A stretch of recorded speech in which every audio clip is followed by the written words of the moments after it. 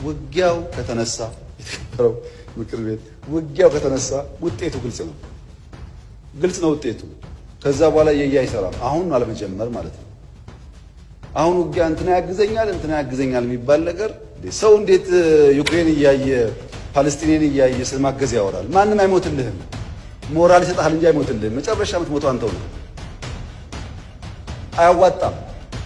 የኛ መልእክት ለኤርትራ መንግስት፣ ኤርትራውያን ወንድሞቻችን ናቸው፣ ከነሱ ጋር ውጊያ አንፈልግም። ለኤርትራ መንግስት ያለ መልእክት አንደኛ ጥይት አስተላላፊ አትሆኑ፣ ሀገር ሁኑ።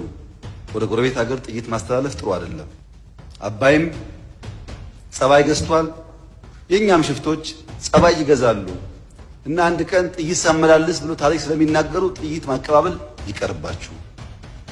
ውጊያው ከተነሳ የተከበረው ምክር ቤት ውጊያው ከተነሳ ውጤቱ ግልጽ ነው ውጤቱ። ከዛ